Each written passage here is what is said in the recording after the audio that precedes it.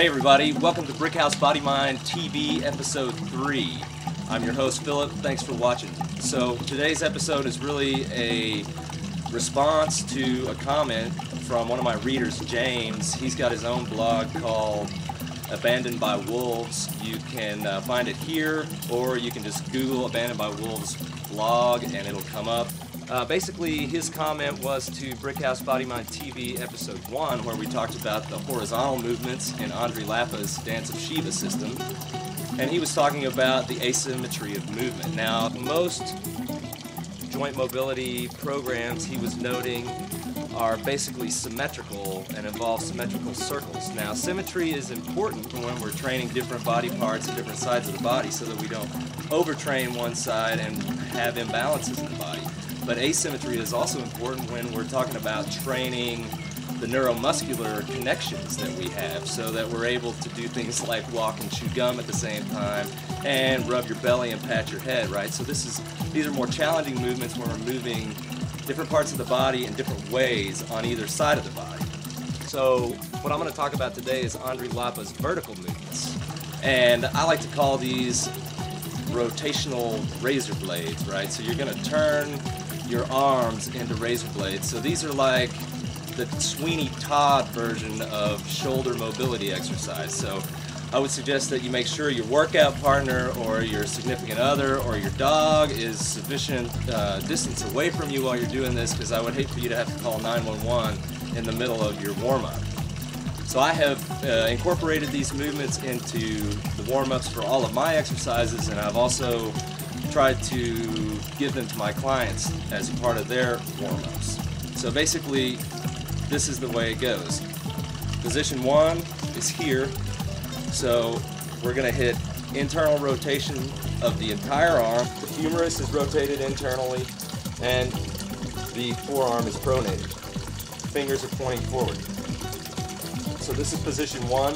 Position 2 is basically like we're singing the national anthem, right? So hand comes to the chest, rotating downward.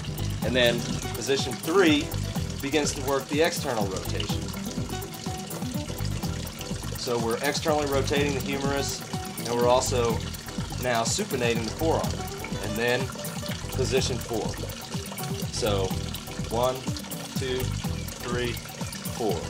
1, 2, 3, 4. And then of course we can come back. 3, 2, 1, 4, 3, 2, 1, 4. So the symmetrical way to do that would just be both arms, same time, same direction. There are all kinds of complex ways we can add asymmetry to this. One way is just simply start both arms at the same position and run them different directions.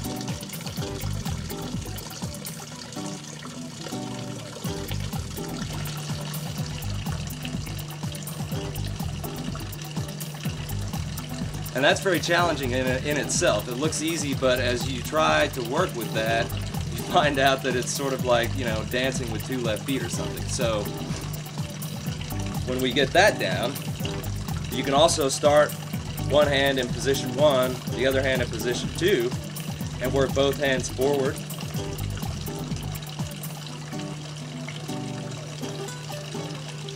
Both hands backward.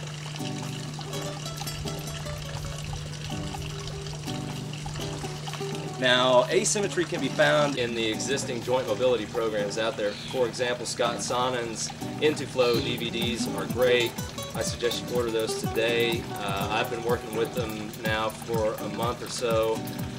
He's got shoulder waves or arm waves, and they go something like this.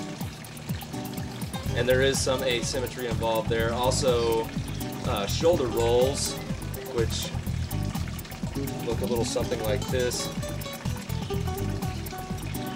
And these are more or less symmetrical, but they do involve moving different parts of the body in different ways. And this increases your biomechanical vocabulary, and I'm not talking about getting a bachelor's degree in biomechanics. What I'm talking about is understanding more clearly the way your body moves and the way different parts of your body move together. and this increases your kinesthetic awareness, your sixth sense, and this is what is helpful about asymmetry in terms of a joint mobility or other exercise program. Again, I'm not going to go any further, but if you're interested, just buy Dance of Shiva, and there's a whole host of complex programs within that will allow you to explore that to a greater degree. So thanks again for watching BrickhouseBodymindTV. I'm Philip, and I'll see you next time.